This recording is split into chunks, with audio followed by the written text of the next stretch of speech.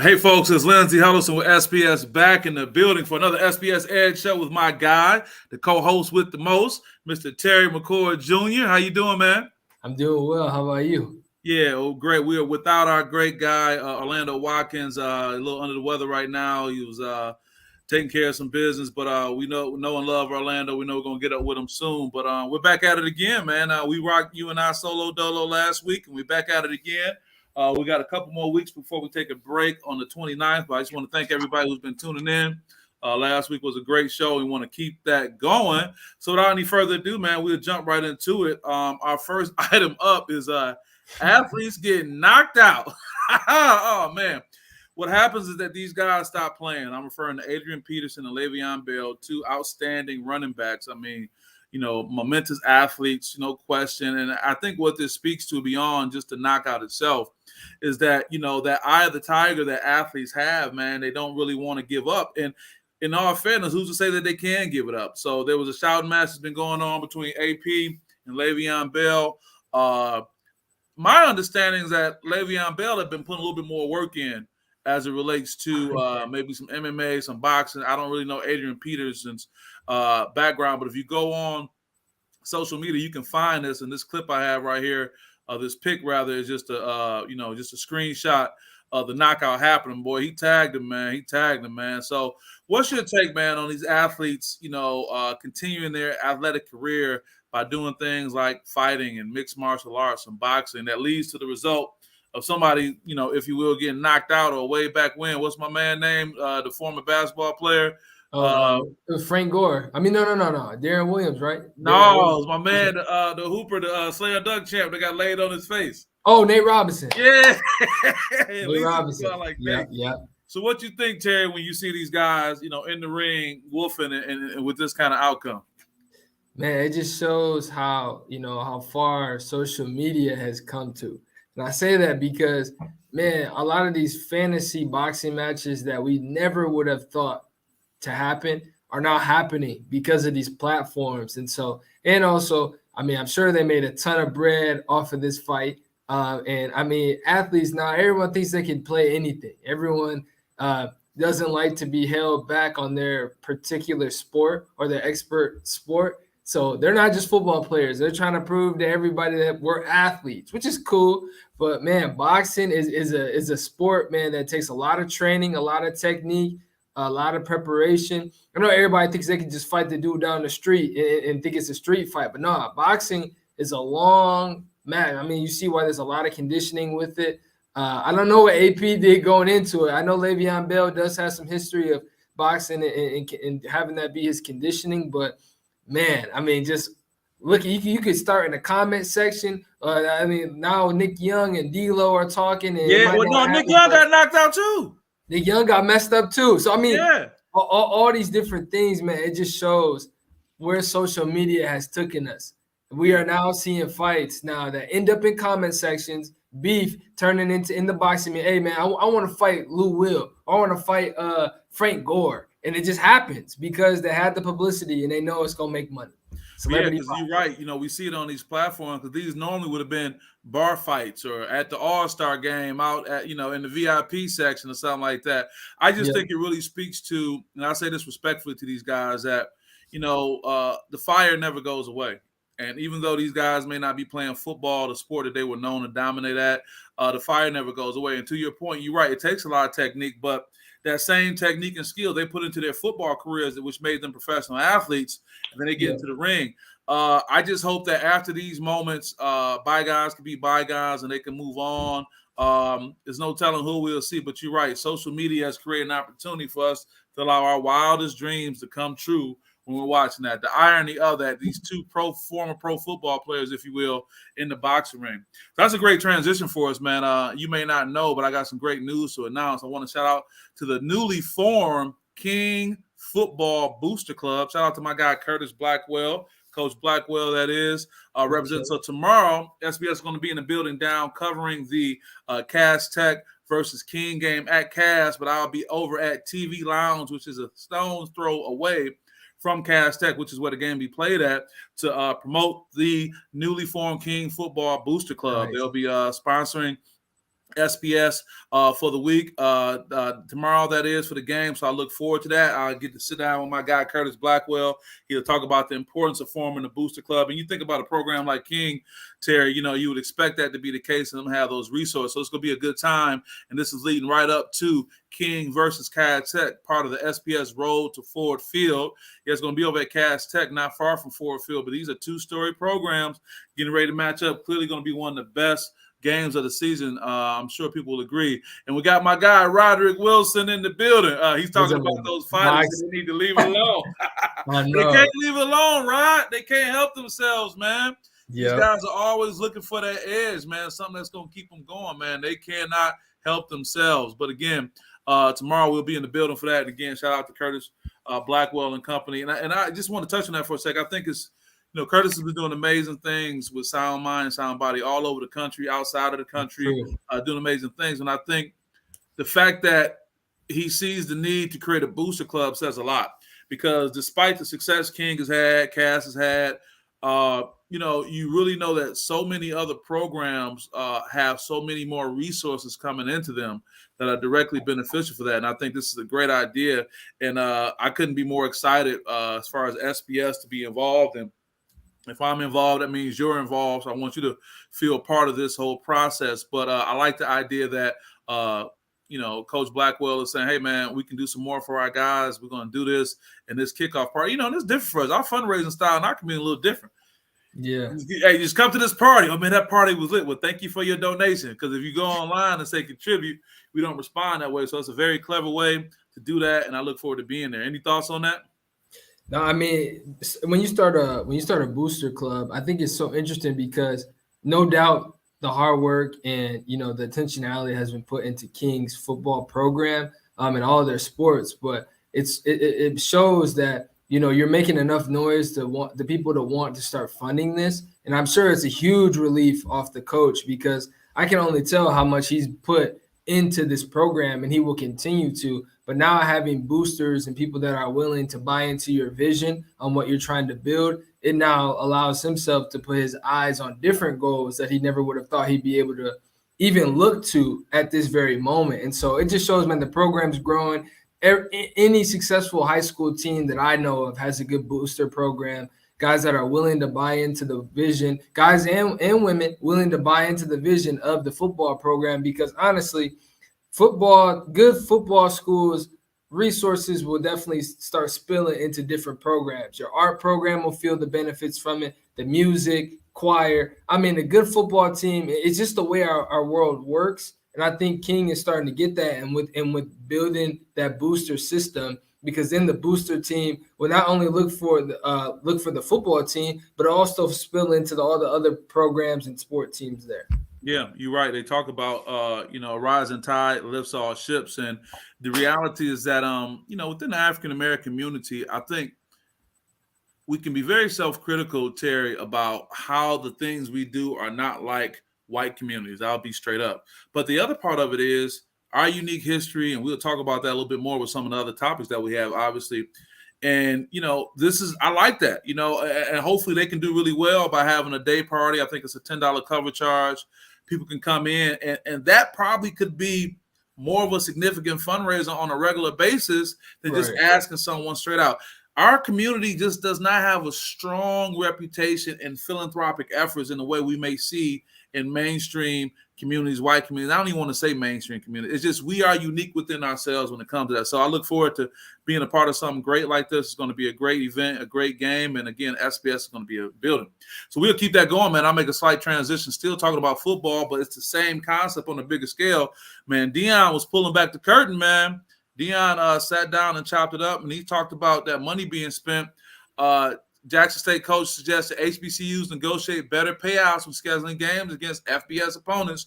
Deion Sanders called out HBCU money games ultimate sellout in a rant about inequitable practices. Let me say this before we get into this. We are seeing the Deion effect. You cannot tell me any other person 2-3 years ago who could have came on and started addressing these issues in this manner with the intent to make a change. For those who don't know, pretty much we're talking about a lot of these HBCUs are going to play these big money games. They'll go play a huge team major FBS team and get the living dog stuff kicked out of them. I mean, they'll literally lose players. I mean, the injuries are ramped up. Yeah. And it's for peanuts compared to what other teams are getting. Appalachian State, getting, $1.2 million. These teams getting all this money to go. Marshall getting, $1 million. And Deion is saying, man, stop negotiating these $300,000, $400,000 deals. I think he gave a thumbs up to one deal that was like $750,000. And then he also said, kind of like what you addressed with the booster, let that money go to the football program. So we the ones out here getting killed. And I think he makes an excellent point, man. I think, again, we're seeing the Deion effect in that because it's him, because he has, immense credibility. No one can call him out. He's a Hall of Famer, for crying out loud. And he did the ultimate, step in taking on Jackson State and bringing attention to this, man. But I think it's important that he's doing that. And I think right there alone, man, you're going to get people sitting saying, yeah, man, why we got to take these peanuts? Why we got to take these peanuts and we going to get beat down? And I think another thing he said, and I said this before I transition to you, the demoralization, you got to pay me to be demoralized. He said, you got to bring these guys in, get beat up on, get beat down, and you go tell them to go out next week Saturday and play good. It's like you got to pay me for that. And I can just appreciate Deion's frankness and addressing that. And you think about a few seasons ago, who would have been that voice? Who could say that to be listened to, respected? And I guarantee you, man, you're gonna see some action from this. What do you think? No, I like his approach in it, but I also don't call the teams, the different programs sellouts for taking the money, because I'm sure that money that they got, even though it wasn't as much as it should or could have been, I do think that it still helps their program and keeps their program going. And a lot of times, man, I've been to different recruiting trips for myself where guys have used who they're playing to kind of get guys in, because that's kind of their Super Bowl. So like when FAMU whenever Bethune-Cookman, they played Miami, I'm sure they told their players in the recruiting trips, dude, we get a chance to play Miami. We're going to be able to put you on this platform, get you on TV, and have you play against some of the best in our state. I think that's more of a recruiting. It's a huge selling point. So it's a huge selling point. But I also think that maybe they are going low ball because those schools know that they need that opportunity. So that might be where nobody else is offering that. Right. That might be where Deion's like, they know that we're desperate, but we're not that desperate. We have our platform. We have stuff that we can offer our kids. But I also think it's a different perspective, though, because Deion knows his platform and what he can offer. So it's different when Deion's like, man, we don't need this platform. But the other schools are like, in Arkansas Pine Bluff that is playing the FBS school, they're like, yo, we actually kind of need this because we don't have that Deion Sanders platform. So it's both ways. Sure. I do think that negotiating can be definitely a great step up for them, and like having a better negotiating strategy, because I do think they can get more money, especially when you hear about the other low-level FBS schools who are probably no better than the HBCU schools. So I do understand his point in that, but I also think that Deion does have to think too, like where Jackson State, they got all these top athletes compared to Bethune-Cookman, who's still trying to grow, and they have a ton of athletes, but they're using that, we get to play Miami to get better guys in there, just because that's kind of what they had to work with for right now. Yeah. I do agree. And I shout out to Rod Wilson. He says, I hope he sticks around and continue to advocate for JSCU and HBUs, because them traditional D1 schools are coming. And Rod, when you say that, you mean they're coming to recruit Deion? I think if Deion does make a transition, he'll still be a huge advocate for HBCUs because of the insight. I see Deion eventually being on one of these playoff committees in a short amount of time, and then him mentoring someone to bring along, and we'll be talking about the impact he's had for a long time. And to your original point, I do agree that's a harsh term when you say sellout. It's a shocker, and when people are called that, man, you kind of put people back on their heels to be able to justify it. But I do also want to state that, the benefit of Deion saying this is that what others were thinking, now they can probably have a collective voice and kind of be on the same frequency and say, okay, let's push back. That may be that one pushback when that AD sends that HBCU that contract, or they start negotiating. You say, no, man, we want to push back on that. And it's becoming a theme, and they can do it. And believe me, these other schools can pay for it, and they will. Yeah. Ron Charles, what's up, brother? He says, what are your thoughts on week one overall? Anything stand out to you all? We'll definitely touch on week one. That is Terry is going to give us that, baby. That heat. So just stand by, Ron. Terry got something for you. Chargers and Chiefs. We'll get to that in a second. We'll get to picking the winner in a second. We want to stay with the show. Who ball school? Appreciate you. And yes, Georgia Tech is rumored. Atlanta Connect. Yeah, I mean, I'm sure, Rod. I mean, you might well say every school in the country could be rumored. I mean, in all fairness, if you really think about it, with the exception of people who have created this name for themselves, the Nick Sabans of the world, ain't nobody really safe. Ain't nobody really proved that what they do is so much more spectacular. You give Deion the same reason. Hell, Deion's out of school that don't have no water right now. Come on, man. True. Yeah. Come on, man. That the head coach. Can you imagine Nick Saban talking about, yeah, we got to get our guys some housing. We got to get our guys some food. We don't have no water right now. I mean, man, we're going to talk about this later in the show, man. But the disparities, man, I just, you know, is it 2022 or 1822? It just seems in so many cases it doesn't change. But we're going to see. So we are going to see. We'll keep moving with the show. We'll keep an eye on that. Next up, talking about head coaching, Terry, and we'll get you straight in a second after this for that. History has been made. The irony of it, Nebraska's hired his first African-American coach. I laugh with all due respect. Not just in football, Terry. Any sport. First African-American head coach in the history of the school for any sport. Any sport. Now, I know ain't a lot of brothers in Nebraska. And, you know, in the movie Belly, it was like, Method Man played a role. We said, is this the illest dude in Nebraska? I get it. But the interim coach, Mickey Johnson, has become the first black head coach in Nebraska history. As interim, Joseph. My apologies. I said Mickey Johnson. Mickey Joseph is the first black head coach in Nebraska history. Not just football, every sport. It's amazing that in 2022, Terry, we still making these strides. And I know that we got the lights, camera, and the action. That we see progress in so many ways, but you know, the story of America is a story of race, and here we are again. So this guy has a job as an interim.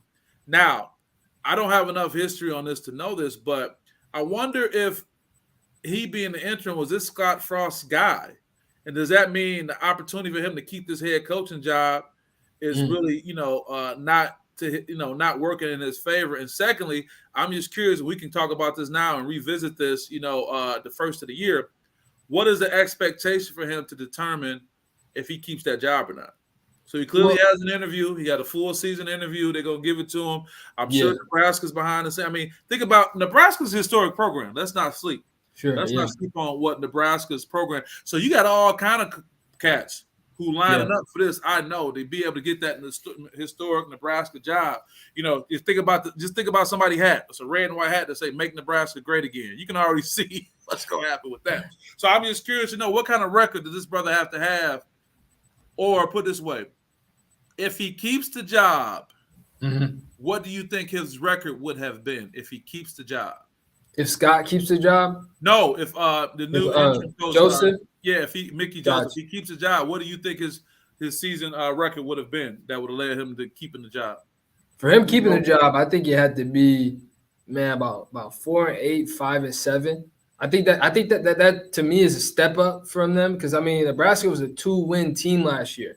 So I mean they were one of the best 2-win teams in America, they say, because all the games they lost and how they lost them. So, but man, I mean this dude coming in. So Frost, I mean, of course, comes in, wants to reestablish that Nebraska Cornhusker culture that we all know. I mean, triple option days, competing for national championships. So as I'm looking into Coach Joseph and who he is, I mean, he won 39 games in his collegiate career. I mean, just a guy that's played in 2 Orange Bowls and has played at the highest level for Nebraska.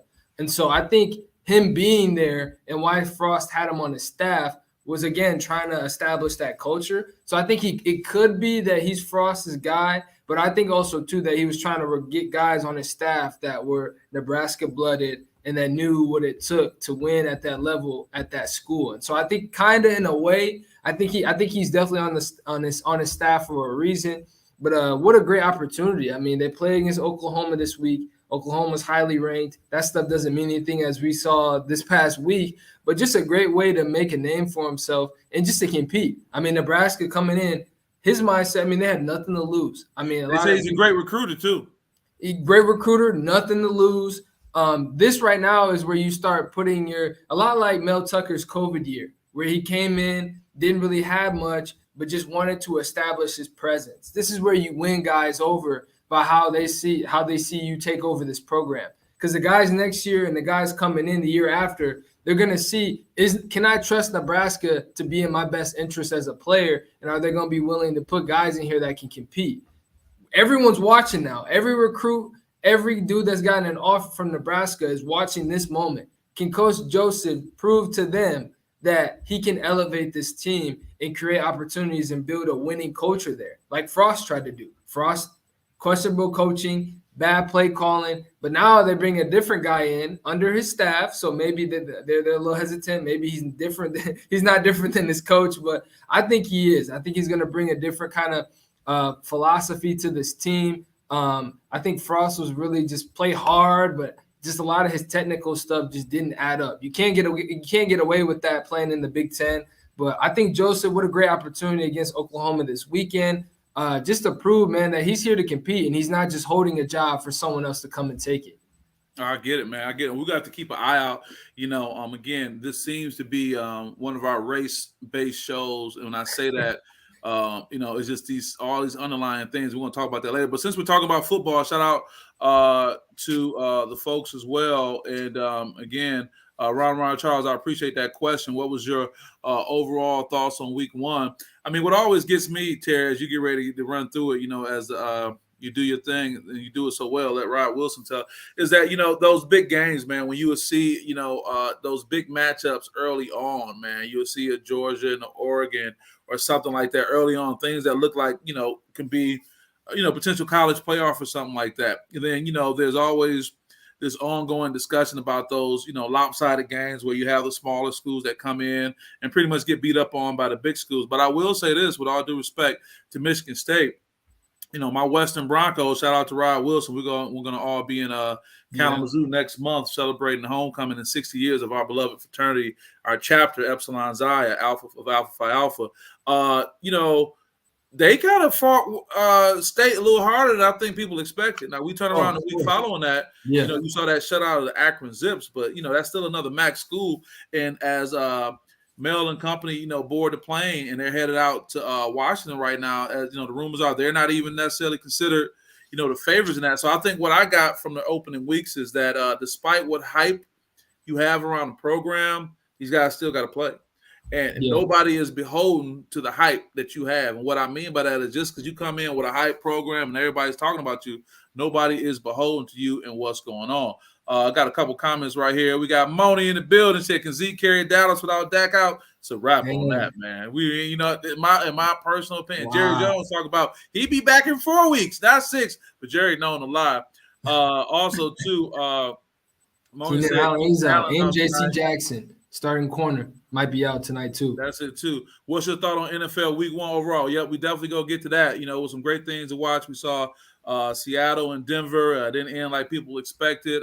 We also saw Tom come back into the fold too, and of course, what happened with these guys. And lastly, Rod is talking about what happened. The reason that Nebraska watching Notre Dame, because if Freeman doesn't improve, Mickey might not get that interim removed, and that's sad, man. You make a good point, Rod. You see what's going on with Freeman. And be honest, man, they say he's a player's coach, but if he can't turn the corner, man, and get some success, and you wonder if that's why Brian Kelly got up out of there quick, fast when he saw that opportunity at LSU, because it's not there. And as we know it, man, black coaches do not get the same length of opportunity that white coaches do. These guys can get beat. I mean, perfect example is Jim Harbaugh, and that's my guy. Jim had a job, left, went, talked to Minnesota, all this kind of stuff, still came back, and now he's having success, but black coaches don't get that. So with that being said, tell us more about week 1 and going into week 2, what you think has been going on, I should say, week 2, almost week 3, that is. I do, yeah. We'll do college first. I mean, SEC, man, they're not the teams that everyone kind of had their, they're ready to call them guaranteed like playoff or New Year's Six bowls. I mean, Alabama survives the scare. I mean, arguably that safety call that by rule should have been a safety changes that game. A&M loses at home to Appalachian State. Appalachian State's a great football team. Well, every 20 some odd years they knocked somebody off. It was Michigan, and now it's and they one of the highest paid coaches in college football too. Yep, and they should have been North Carolina the week. I think it might have been the week before. I mean, just 63-61, tough way to lose. But I mean, Kentucky beats Florida. Florida coming off that high, beating Utah, a highly ranked team at home, feeling good about themselves. They lose to Kentucky. Kentucky proving why they're better than Florida. Baylor falls to BYU. Another game, I didn't see Baylor losing that game. They lost. So it just shows, man, it's a ton of football that needs to be played in order to really prove that these rankings are true. Same with Michigan State. I mean, Michigan State has to go on the road. Both teams, I think the difference between this one, both teams are seeking validation this game. Washington has two players that are familiar faces to Michigan State Spartan fans. Michael Penix Jr., the quarterback from Indiana, who played extremely well with Indiana, had a tough year than last year, and then he's at Washington balling. Hey, I saw him play when they played in Michigan State. Yep, he's a problem. Baller, and then him, and they also got Giles Jackson, the guy who played receiver for Michigan. So guys that are familiar to them, obviously not team wise, but as fans just watching, playmakers that can change games. So Michigan State will have their hands full, almost giving up 200 yards passing a game. I mean, it's kind of hard right now to really buy into the secondary of Michigan State just based off what I've been seeing. But I mean, Washington right now is losing snow as well. Losing snow and just being 3-point underdogs. I think if I was a betting man in this, I would definitely say that MSU covers just because I think that they're going to win that game. But man, don't count Washington out. 2-0 team, solid defensively, will run the ball. That's a very long road trip. I don't care what you say. I know they made the trip down to Miami. Yeah, that's one thing. That's 2.5 hours. But that West Coast, the time changes. You're not really dealing with an altitude issue per se, but it's more than a notion and what happens with that. And also keep an eye on that. I'm glad you mentioned this. Western Michigan versus Pittsburgh, 7:30 game. It will be a lot of fans for Western at that game, primetime game. Western beat this team last year. Pittsburgh does not look like the same Pittsburgh team, losing Penny. And Steve Narduzzi is tripping on people, man. He having all these type of incidents and whatnot. I'm just saying, it's like he seems like he's a little unraveled right now. He is, and I think that Western team, man, I think the way Western played against MSU, I'm not making that pick just because they played MSU well. I think Western Michigan with Ladarius Jefferson, I think just their defense and their front four is they're a stubborn front four. Just the way that they don't allow teams to bully them up front. Pittsburgh kind of want to run the ball comfortably and be able to pass off play action and misdirection. So I think Western's going to give them fits. I wouldn't be surprised if Western comes up on top in that game. Same with Oregon and BYU. BYU, I'm not confident in this BYU team. I think they'll be decent, but I do think Oregon with Bo Nix, a veteran guy, didn't start off too hot against Georgia as we all saw, but I do think that Oregon may have that, and I think Oregon is a 3.5-point favorite in that game. So it just showed that there's a lot of football, lower-ranked teams trying to validate themselves, get back on track, right? You saw Utah blow out the sorry team they played last week. But teams just trying to get back on track. They understand that this game, there will be a lot of falls, but you want to be able to win out. Because with Notre Dame falling to Marshall, as an Ohio State fan, I'm not mad about that. I don't think that our close game the week before says anything about last week. I think Notre Dame was still beat up from playing Ohio State. I do think that there is such thing as having that hangover of playing your heart out the week before and having to come home and play and get ready mentally for Marshall, which Marshall's a great team. We're not going to take anything away from them, but I do think that there is kind of that hangover effect when you play such a great team. Not trying to brag or anything, but just there is that such thing as whenever you kind of lose your focus after a very emotional loss. And so just a lot of football. I'm excited, but I just think that right now it's too early to call guarantees. I mean, even Ohio State, our secondary, I need to see us improve a little bit in order to say that we're playoff favorites. I think Georgia is the only complete team right now. And I said this about Alabama and Georgia, and I saw Alabama almost lose. So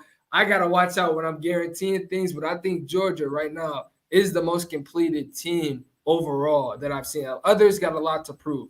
Yeah, winning a national championship, especially when you've always been close, means that you're always just right there ready, and all it takes is a few tweaks. It's not like you're rebuilding a program. It's not like you're losing so many. Georgia's at a point just like Alabama, they're reloading. So with that being said, you're going to see that success. And then there's a championship culture that's always around there right now. They're riding high right now, and they look good. So we can transition, man. That was a great, you doing your role as the college football savant, affectionately named that by Roderick Wilson. Shout out to Kenny. Kenny says Jackson a game time, JC Jackson a game time decision versus the Chiefs tonight. Yeah, we'll see what happens there. And again, Moni talked about Keenan Allen out tonight. Moni be on it. So and also, too, she said, can Zeke carry Dallas with Dak out? They must be reading my notes. That was one of my updates. Go ahead and give it to him. Well, first off, Von Miller, worth the money. I don't care how old he is. Von Miller is worth the money. He single-handedly changed this Bills defense into the best defense in the league, in my opinion.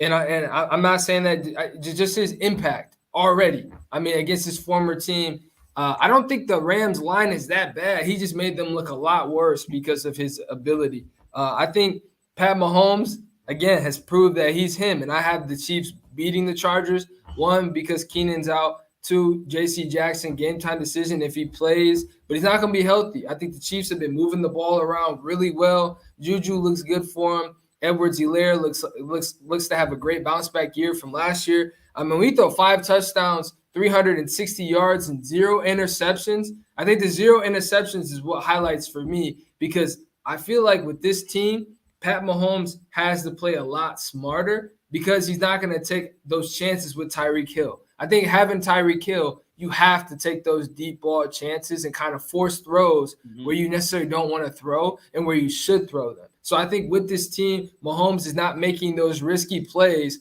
because you lose a star receiver like Hill. So I think statistically, he's not going to have the amount of interceptions this year. I think he's going to win MVP. I think he's a great chance of winning MVP right now. So I'm really feeling what the Chiefs have done this offseason with losing a guy like that. Herbert is also a good one, which I had the Chargers winning. I do. I had the Chargers winning the division, but I think Pat Mahomes is going to prove why he's him and why losing Tyreek is not going to diminish what he can do. But now I get to some of my concerns, a little concern. What are your concerns, Terry? What are your concerns? So with the Cowboys, right, and Moni presented a great question, can Zeke carry? I don't think Zeke can carry. The good news is that Michael Gallup is coming to help Cooper Rush. Shout out Cooper Rush, Lansing Catholic grad, guy that played here, went to Central. I think the Cowboys, based off what I saw from the Eagles, Commanders, and Giants. Shout out the Giants winning on week 1. Cowboys have a chance to finish maybe 3rd or 4th last, just because the team that I saw out there, granted, it's the Buccaneers. The Buccaneers are a great and solid team. I don't think the Buccaneers are as good to diminish the Cowboys the way they did. But, man, I mean, the Cowboys have a good chance of finishing last. They have a great chance of finishing last. They mentioned they won't. They mentioned that they won't trade for Jimmy G. So, I mean, they're kind of just taking the bullet for it. And taking the bullet of being 3rd or 4th. Maybe they compete, but it's just not looking hot. The Bengals, Joe Burrow being sacked as many times as he did, with his pressure rate being low, shows that he needs to get rid of the ball a lot faster. Joe Burrow has to make quicker decisions. It's not a concern for me, but it's more of a concern that they need to redevelop what's going on as far as passing schemes. Pittsburgh Steelers, TJ Watt was on a tear, but now he's on IR. So there were a lot of things that went on. Evan McPherson misses a weird field goal, kicks the laces, and they end up losing that game. But I think Burrow, just the signs of, man, you got to get the ball out a lot faster, make quicker decisions. And then last but not least, Russ's homecoming may lead to some trust issues. And I'll end with this one. Russ comes home against Pete Carroll. We know that storyline where Russ and Pete kind of want to go in different directions, right? Russell wants to throw the ball more. Pete wants to be a lot more balanced. And we see Pete got the last laugh, and this might be the only laugh that he gets because he might be retiring. So this might be the only time Russ gets a chance to play his former coach. So, but man, 4th and 5, and you don't play and put the guy on the field that you just gave a huge extension to. $264 million. And then you come out and say, man, we actually probably should have went for it. Yeah, why are you realizing this now? Don't you have 8 other coaches that should be helping you out in this situation? Granted, it's the head coach. Maybe some people don't have it like that to be able to be like, Coach, we should go for it. We have Russ Wilson. We can get these 5 yards. But one, not only was it because you have Russ, but it's a 64-yard field goal in the 12th man. I'm not kicking in the 12th man. You're telling me that your kicker has a better chance of hitting a 64-yard field goal. Granted, if it's 40 or lower, I understand that. You want to just take your points, win the game. But if it's a 64-yarder and I have Russ Wilson and the dynamic guys on the outside and Javonte Williams in my backfield, I can't get 5 yards. It was a very despicable act of coaching. I mean, delay of games. It just seemed like Nathaniel Hacker, their coach with the Broncos, wasn't ready for this game. Week 1 jitters, but that's a bit concerning, showing that your head coach he was just simply outcoached. And to be outcoached by Pete Carroll is very hard to do. And so that's a little concerning for me, but the Broncos will be fine. I think they finished 3rd behind the Chargers and the Chiefs. But again, I just not many concerns that I can really say that I'm strong about because it is week 1. But there's just a lot of things where I'm like, wow, you don't go for it on 4th and 5 with Russ Wilson, who can either run for the first down, make a great decision and throw, or you give him an option. You give him an option to hit the running back, who's a very dynamic running back, Williams, or you have speedy receivers on the outside. So it was just a tough game to watch. Geno Smith, happy for that guy. He said they wrote me off, but I ain't right back. I didn't write back. I love that. Fumbled on the one twice. Come on, son. Fumble on the one twice. Shout out to Terry McCoy. He said Zeke too old and Pollard can't pick up the blitz. He can't. Rod also said Zeke is sharing carries of Pollard, so he can't do it. No, man, it definitely was a historic game. You know, you said there hadn't been those kind of ratings for the type of game since 2009. Monday Night Broncos Seahawks drew 19.85 million viewers. The ratings. Most watched Monday Night Football game since 2009. People tuned in, man, and some money was being paid. So it was something to see. Got a shout out from Netta. Show you what she just posted, and maybe it'll work that in. Netta Johnson said, fella, I didn't know y'all was back. We've been back. Where you been, Netta? We've been back. We've been back for a couple weeks. Thank you for being here. She said, but I have a request. You guys go watch Mateen Cleave's Real Raw and uncut interview on YouTube with Draymond Green. Maybe next week I'll have a segment on it. I saw some of that. And Mateen cannot talk about Tom Izzo without crying, man. And I think that just speaks to the connection that he has. And that'd be something we have to look into and check out. Maybe we can. Shout out to them. I was just seeing all those guys. Actually, I just saw Mateen the other day.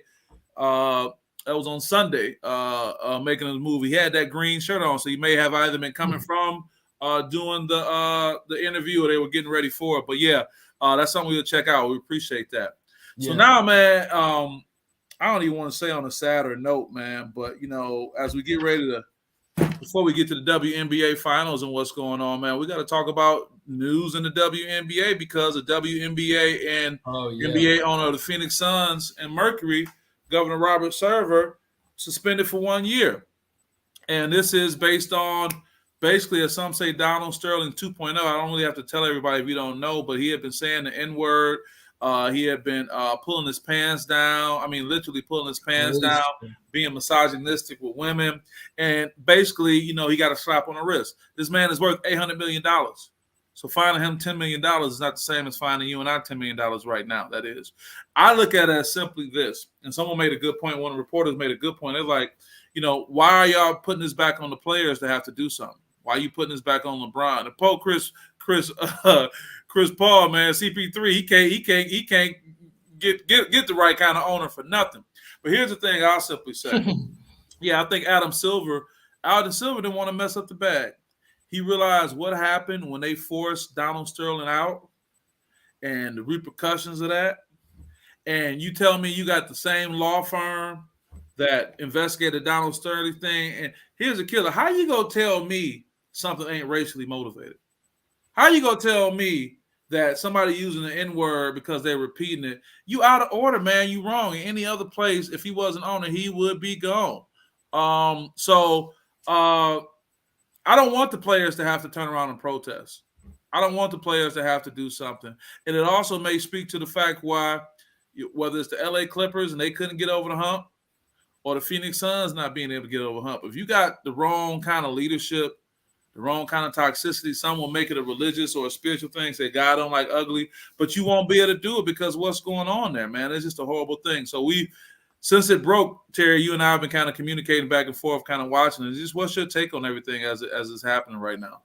Just disturbing details that, deserve to be had the light shine on them, just to get the stuff out of here. And really just all honesty right now. That's all you can ask for in these situations. I'm disappointed because, this owner, has really put the Phoenix Mercury in great facilities. I watched the video actually like a couple months before this, just looking at their facilities, just being really curious, like, man, what are the facilities in Phoenix like? And just beautiful, taking care of them. But once you start to see these under, stuff that goes without being seen and being brought to the light, it just shows your true character. People think they can get away with all the stuff that, that they're doing, and it's not true. And I think with Silver coming out and saying, I have no right to take this team and force them to sell the team, I believe you do have the right. You're the face of the league. Ultimately, yeah, these guys help you keep your job, but also these guys also answer to you. You make the decisions of the league. You're the leader of all of this. Whatever you say, we do. You're the commissioner. I love that we have all these advocacies like the Players Association, the owners. They're like fraternity like membership they have. Yeah, we have those, but ultimately, whenever you are placed in these situations, you should have to answer to those. That's your job. And so I think with him saying it's not a right, because then you start to bring up other issues like, okay, so it's not your right to call out racism. It's not your right to stand up for misogyny. Like it's not your right to defend women in the workplace. Like it's not your right to. So when you use the word right, it brings up other things that I don't think he's necessarily prepared to work through because it's not true. You do have the right to speak up. One, it's your job. And two, I believe it's our moral duty. He may think otherwise, but dude, you're placed in this job. So you do have the right to do that. And you should feel like you have the right to. So, yes, the players, I hate them having them to always say something for them to do stuff. That part gets really annoying. That's really, respectfully to them, that's like your parents doing something wrong and you saying the kids should take care of it. And I'm not at all referring to these athletes as kids. I'm just trying to give an analogy. But, at the end of the day, he don't want to mess up the bag. That's it. He learned from that Adam Silver situation. He said, I can't go out this way. I'm not going to do like that. He does not want to mess up the bag. So with that being said, man, I just they're talking about Ariel being black, and that's the thing. And you got the owners doing this. That's the thing. It's like these things come back as a reminder all the time, man. In 2022, we still deal with some of the same things. And after we end up talking about the irony of this, but here's the crazy part. After we talk about the finals, I know Netta has some comments. Chris Terrell's in the building. He has some comments. Who Ball Scoop got some great comments that we're gonna touch on. But the final segments of the show are talking about two billionaire athletes. Steph Curry with the deal. He's signing with Under Armour, and we know Billy Boy LeBron James. So the irony of we talking about these racist things taking place, but then we can point to two billionaires. And it's not like MJ been around. These are like our contemporaries, man. I'm older than these cats. Talking about LeBron James and Steph Curry, but we'll talk about that in a second. So I'll just go and say, man, it's just a black eye on the league. I think the league has, like I said, they learned from the Donald Sterling situation, and they said we don't want to set ourselves up for that. Don't sit in my face and tell me what's racially motivated and what's not. Any other circumstance, if he was working at, the post office, he'd be fired. If he was working at McDonald's, he'd be fired. Hell, if he was working in a law firm, he'd be fired. But what we found in this country, that money leads to influence. And when you have influence, the rules are a little bit different. So it is what it is. We'll see. And lastly, I don't want these athletes to have to go out there and protest on what the NBA should be taking care of. So that's my take on it. And I appreciate what you shared on it. And hopefully we could move on past it. So with that being said, Netta also wanted to talk about tonight. Who y'all got tonight? Aces of the Sun. I wanted to go more games, but Aces got too much firepower. I thought Chicago had a better chance. I want to say, I got to say the Aces, and that's easier said than done. I like a comment that was made. They learn how to win championships by going through Chicago. They talk about how Chicago kicked their butts all the time, and they finally was able to get together and get over that hump. And in the same breath, you got Candace Parker saying, look, I got to really sit back and see if I'm even ready to go and bring this back again. Because what happens is just like with the Georgias of the world, you keep going, and eventually get to that point where you can tip it. Becky Hammond called in her secret weapon the other day. She called Coach Pop to come into the locker room, kind of inspire him, give him a word to say, and they left by saying, hey, what's the best games? The sweetest games are the ones you went on the road. So I think it's all but a done deal for the most part. And also, too, man, with all this great cloud that's over the Suns, over the Mercury right now, who's motivated? Who's inspired? You got a fractured organization. Where's the motivation going to come from? Where's the pride with all this that's going on? So with that, that's my take on it. I'll let you chime in. But also, too, I want to get these last questions out, Terry, before you give us your feedback. Who ball scoop? What up, though? Terry, I think Asia Wilson is the best player in the NBA, but these finals, I'm torn between Wilson, the MVP, or Gray. Gray has hit them dagger shots, but Wilson's numbers have been better. We're going to come back and see what you're thinking. Chris Terrell, we appreciate you checking in. Always got a good word. He said, not to be negative, but the WNBA Finals have been a little bit boring, something lacking. Great show. We appreciate that. Yeah, it's different, man. You had those ups and downs, but sometimes the final, the Eastern Conference and the Western Conference Finals could be some of the best games. That's even like an AFC and NFC championship sometimes be better than the Super Bowl. It'd be a blowout. So you get that right. And I think that matchup with the Aces in the Sky was probably one of the better ones that we were going to end up seeing. But what's your take on Netta, Hoop Baller, Scoop, and Chris, as relates to these WNBA Finals? Yeah, and I think, the Sun benefited from keeping the game close, and they love low-scoring, gritty games where it comes down to the last-second shot. The Sky really don't like or favor those games, so they definitely took advantage of those closer games and were able to steal that game 5, and advance to the finals. But, man, the Aces, again, just making the most of their matchups. I think Asia Wilson is the MVP because of what she's doing defensively, and just her overall, her scoring, rebounding, assist ability. This team reminds me of the old Lynx squad and how dynastic they can be. This team has the potential to be a team that's a lot like the Warriors. I feel like this team has a chance to build a dynasty here. I mean, Kelsey Plum, kind of like the Simone Augustus, the ability to score where she wants to. Chelsea Gray, a lot like Maya Moore, can hit the big shots, get to her sweet spot. That right elbow mid-range jumper is her go-to. It's like she has that little hesitation and pull up fadeaway. It's over. Asia Wilson, I don't want to say she's like a Sylvia Fowles because she does have that outside game, but she just has a unique approach to the game that's so hard to deal with. And I feel like she draws so much attention. And I think with her not being on the floor, I think it's another story.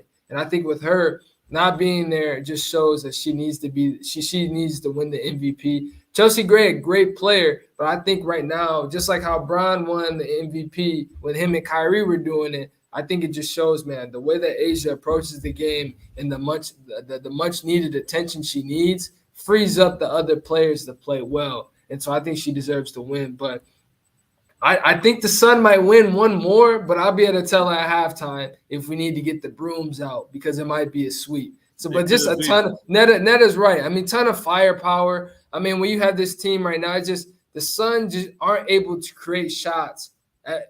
Their guards aren't able to create as many shots. Courtney Williams is a great shooter, but it takes a lot of screens. It takes a lot of playmaking to get her involved. She doesn't really get a lot of on-the-dribble shots unless it's forced and they put her in an uncomfortable spot. So I just think the Aces just had too much power. It sucks they have to win it on the road and not be able to celebrate with their great fan base. But, man, a win's a win. And I'm sure Becky Hammond, exactly what Coach Pop says, consistency. And it's really key that they're preaching that now because that's exactly what it's going to take to continue to keep this dynasty going that's in the making right now. Yeah, definitely. Deion Who's page has a lengthy comment, but it's direct to you, Terry. I'll read it. Terry, did you see where Kurt Miller, after they beat the Sky, said in his press conference? He said they beat Candace Parker in the playoffs 3 of the last 4 years, and she said we hang championships. But when does a coach call a player's name in a press conference and they're about to lose? How you shade a player that got 2 titles? Yeah, that's kind of awkward. You don't really necessarily see players being called out, but maybe it was a call. And I know this was directed towards you, Terry, but I'm just thinking maybe it was a call to action to his players with the hope that it can do something, even though it didn't work out for him like that. What do you think? No, it's interesting. I mean, it seems like Candace Parker's name gets, I mean, the Geno thing and all this is just, man, like, do people really want to draw? Well, maybe you look at Candace Parker's success. Candace Parker is the most notable WNBA player as it relates to high profile. That's true. She's NBA, she's on the NBA shows. She's on the cover of the magazines. She's talked about her personal life and has been heralded for that. So she's probably going to always be a target, and she may be, just as much they love you, they hate you too. Just as much people love MJ and Mike and LeBron, you got people who hate them just as well. I think also Mike fan club. So maybe that's just an internal thing that's going. I think also too that the Sky is a different team, a different approach to it than the Aces are. But man, I think just CP3. I mean, with her success and what she's able to do, I think she has that diva, she has that attitude, but it's made her great. Which is why she's always gonna get those jabs. But man, I think the Sun, are still a solid team. Don't get me wrong, but I do think that their team and the way it's formed right now isn't made to keep up with the Aces. The Aces are built to win championships, period. Yeah. Like the way that they can approach a game, defend you, and also score the basketball in fast breaks, half-court sets. It doesn't matter. The Sun rely on a lot of things, and so I think what makes the Aces so different than the Suns in this series, the Sun have to ask for a lot of things to go wrong from the other team. The Aces just have to go out there and play their game. They're going to win. That's the easiest it comes. Just go out there, play your game, win. That's it.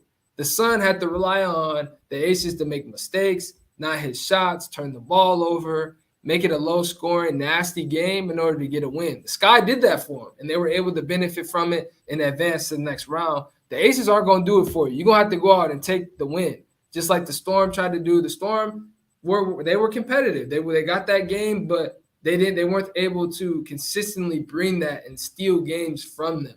And so I think that just makes these teams it's such a lopsided. What Chris was saying, they're not competitive. Honestly, they're just not competitive because it's a tough matchup right now. I think it'd be different if the Sky were there, sure, but they didn't earn the right to be there. They lost, so it just hasn't been competitive. Yeah, I know Deion talks about as you put it, the diva attitude. Yeah, you're right. You have that where internally you have people who feel a certain way about superstar players. But to Deion's point, they got to have that chip on their shoulder. And at the end of the day, they're here to win the games, and they're doing that. And Candace Parker has been winning on and off the court. So with that, you're going to have the detractors because, the faces they put on publicly may not be who they are all the time, but that's as much as we're going to know for those who are on the outside looking in. But Terry, I thank you for that outstanding WNBA update. I thank you. I'm glad that early on we decided that I take it back, with the influence of many of the folks who check in with us, saying that we should spend a little bit more time. And I think we're doing a great job with the coverage that we're providing to a great sport in the WNBA. Kiki, right on time. You said Steph Curry is not a man in the NBA that has had a season like the fan fave Curry. NBA titles, finals MVP, star game MVP, first ever conference final MVP. Steph can do no wrong. You're right. And that's why Steph just inked this new deal for Billy.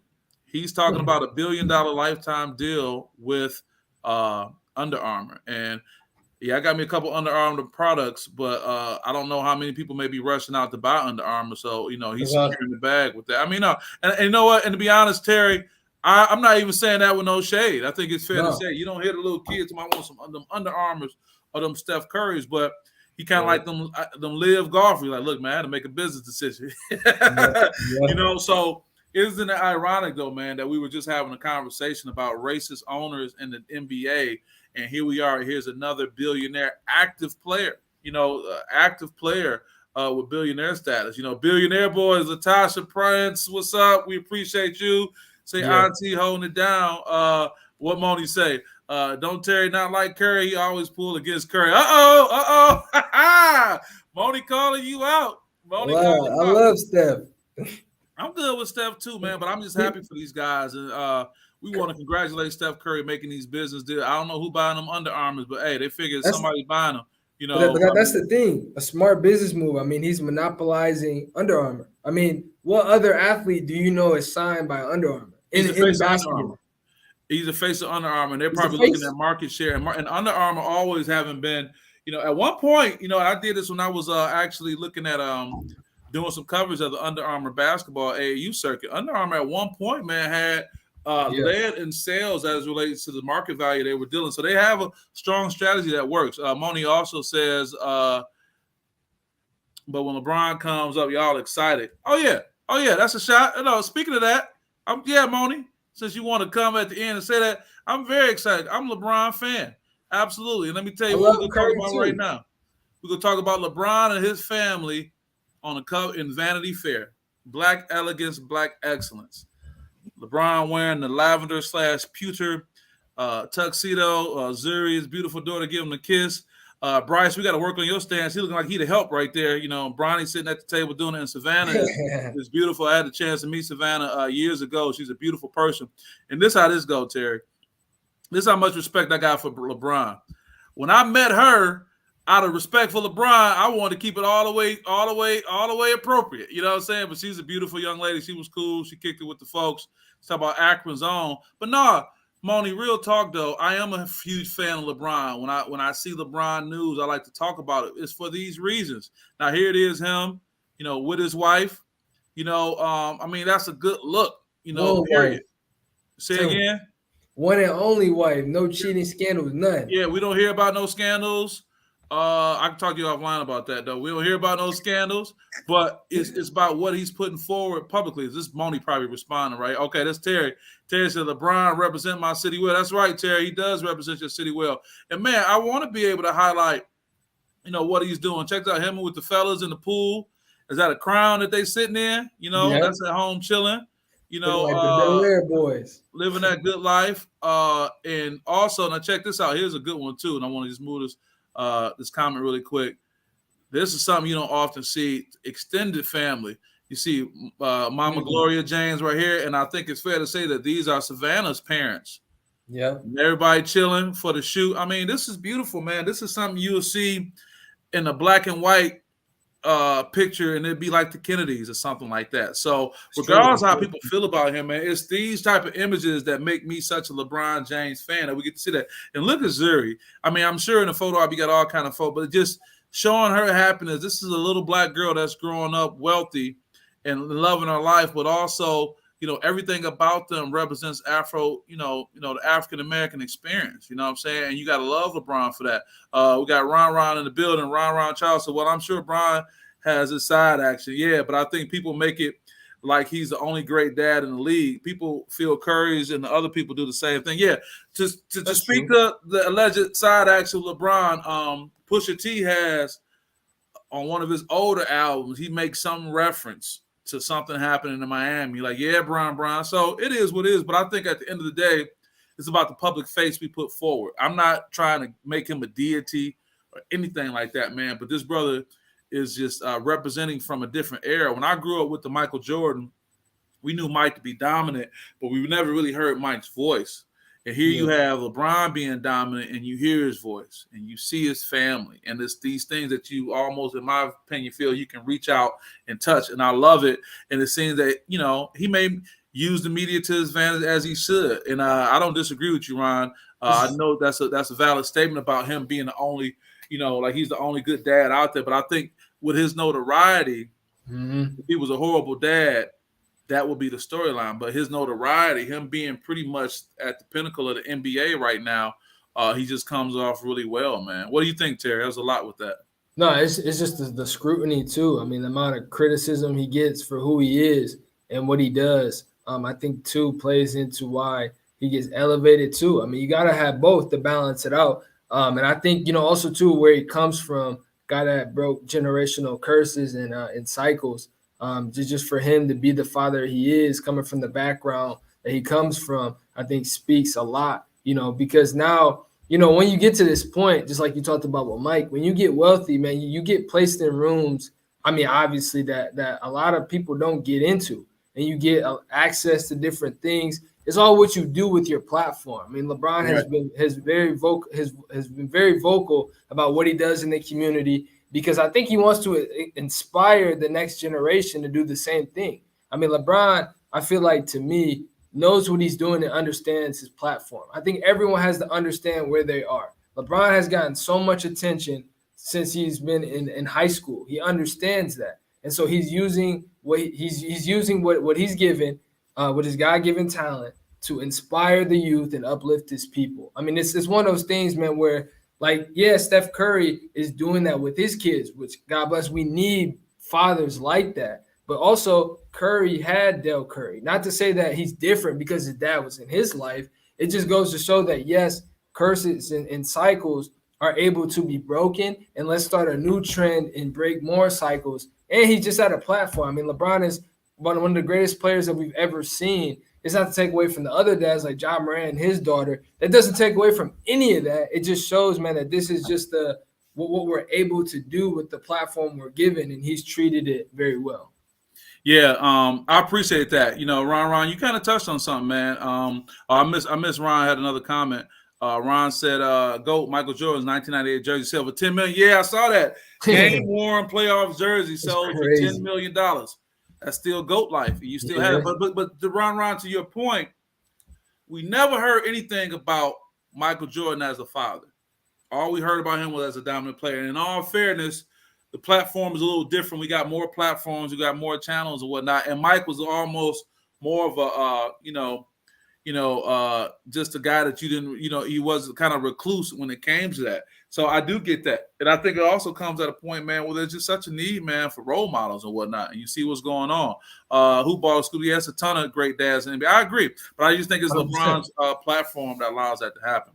Well, we're coming to the close, man. It's been another great show. The hope is that we can get our guy, Coach Orlando Watkins, back next week. I'm looking forward to that. One more comment from Hoopballer Scoop says, do y'all think Michael Jordan, is a great father? I think he was about, I think he was, but it wasn't social media. You know what I say about fatherhood? Me and my dad had an estranged relationship growing up. By my senior year in high school, I was a student leader. So I had a newspaper, the Detroit News, following me around one day. We went out to dinner, and they had this dinner. I'm at dinner with my dad, and it's in the paper. So you see my dad, sitting across from me at, Fishbones downtown, and it looked like this. And we didn't have that relationship at the time. But until I became a father myself, everything that I thought about fatherhood changed. So when we talk about somebody being a good dad, you got to add more to that. You got to add context to that. And in all fairness, I know a lot of women, can have their opinions about it.